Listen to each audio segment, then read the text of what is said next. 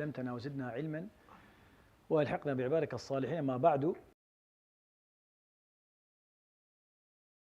Time will change, so just be mindful that tomorrow everything is going to be 1 hour earlier, obviously. Everything will be the same, but except an hour early, except Salat al-Isha, which as usual, it'll be at, Iqamah will be, no matter what time Adhan is, it'll be at 7:45 for the rest of until time goes back to the daylight saving. Right, so I know people sometimes show up at time of Adhan and they wonder when Iqamah, and I say, well, this is going to another hour and a half. So just be mindful of that. Our regular congregation, they know that, but it's a good idea to remind everyone. Also tonight, inshallah, there will be Iqamah, right? Yeah, that will be Iqamah. Jazakallah. Al-Isha? Yeah, it's going to be the same exactly as right now, right? So the only change, the big change is going to be Salat al-Isha, that it will be fixed at 7:45. It's going to be like that, right? Okay, Jazakallah khair. And tonight there's going to be Qiyam inshallah with Shabbat. يروي الإمام البخاري في صحيحه بسند صحيح عن ابن عباس رضي الله تعالى عنه قال عن النبي صلى الله عليه وسلم أنه مر بقبرين يعذبان. The Prophet عليه الصلاة والسلام, this hadith is a very well known hadith, and I like it. There's a lot to talk about this hadith, but I won't take too much of your time. We'll touch upon the main ideas of this hadith. The Prophet ﷺ was walking with his congregation, with his companions, and they passed by 2 graves, unknown. We don't know who they belong to, and and he said, this is what he said. He said the 2 dead, the graves, the people who are buried in those graves are being tortured, are being punished for something they did in their life. After this is the time that they're paying the price for it. This is the hadith that goes like this. قال إنهما يعذبان وما يعذبان في كبير أما أحدهما فكان لا يستتر من البول وأما الآخر فكان يمشي بالنميمة. And then, so he said, this is something he saw. This is something he was privy to this knowledge. Sahaba didn't see anything. You walk by a grave, you don't see anything, you don't hear anything. But the Prophet ﷺ, because Allah subhanahu wa ta'ala has taught him and gave him this revelation, so he can see things like that. And also is to teach his companions, and through them us, about these things. He said those 2 people are being punished in their graves for 2 things, 2 sins that people usually overlook. They're the small things that you don't really pay attention, and also they're very easy to fix. It's not something that's too complicated. You just have to be a little bit mindful and you'll be good. إنما يعذبان وما يعذبان في كبير. It's not a big thing. It is big, but in reality, it's easy to avoid. The first person did not really take care of his personal external hygiene. كان لا يستتر من البول. So when he would use the bathroom, when he would urinate, he would not clean himself, kind of like pee and pull type of situation, right? He would not really take care of that. And as Muslim, the external cleanliness is very important.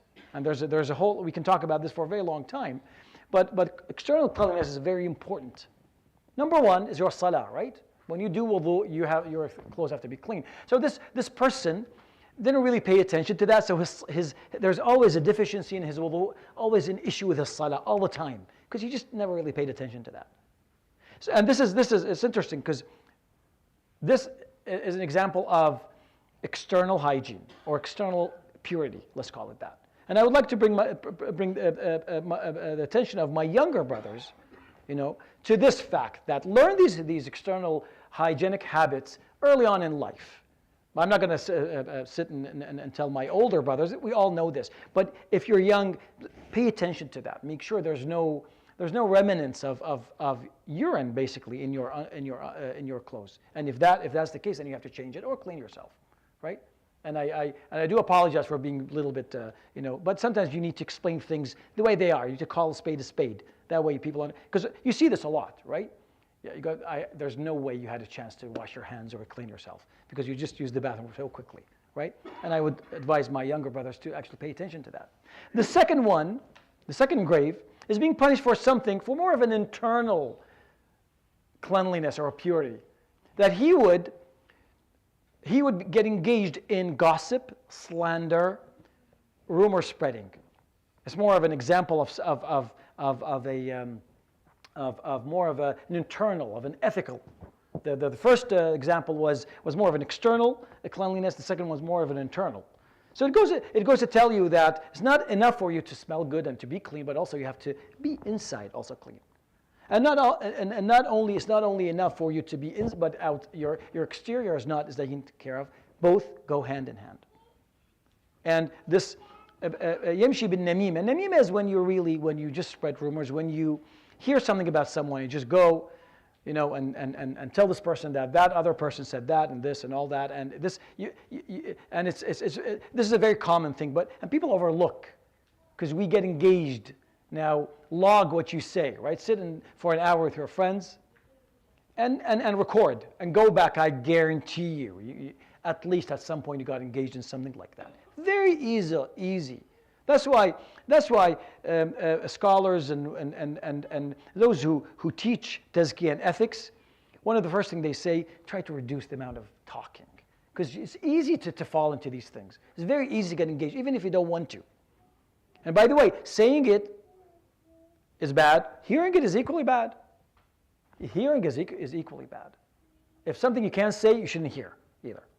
You just don't get engaged with these things. The hadith continues. I don't want to take too much of your time. ثم أخذ جريدة رطبة فشقها نصفين. Then he took a branch of a palm tree, still live, still green, still wet. رطبة still green, not dead and dry. فشقها نصفين, and the Prophet عليه الصلاة والسلام, broke it into two pieces. ثم غرس واحدة في كل قبر. And then he stuck it on top of each قبر. So فقالوا لما صنعت هذا? Why did you do this? يعني يا رسول الله, what is the purpose of this? فقال لعله أن يخفف عنهما ما لم ييبسا. That maybe Allah subhanahu wa ta'ala, because this branch is live, and everything in this world actually does tasbih and istighfar. So maybe the barakah of this tasbih will lessen. And لعل, maybe, in Arabic, in reality, is 100% for the Prophet alayhi salatu wasalam. Right? When you hear لعل, which is kind of like there is a doubt, with him, he's being humble, the Prophet ﷺ. It will happen actually. Because of what he did, they will get a little bit more ease in there. So this hadith, there's a lot of things to contemplate upon. In addition to that, it's a proof that there's a different life. See, humans, we go through 4 phases. The first life you live is in the mother's womb. This is all you know, this little small organ that you live in. And then when you're born, now you're living this hayat al-dunya, right? And they say, and after that there's hayat al-barzakh, which they say that the comparison, the size comparison between this life and the womb is the same comparison between hayat al-barzakh and this life. That's how big it is. You cannot fathom it, right? And then there's hayat al-akhirah and then yawm al-qiyamah. So there's 4 phases. Now you might go and you dig a grave and you see bones and there's really nothing. You say, well, there's nothing going on here. Yeah, because that's not what the hadith is talking about. It's talking about something that's unseen. Not the grave that when one dies, they take off this body, this suit that you've been using for 50, 60, 70, 80, 100 years, and you just goes in the earth, and that's it, it's gone. The hadith is not talking about this type of grave. It's a grave that is an alam al-barzakh, something that you can't see.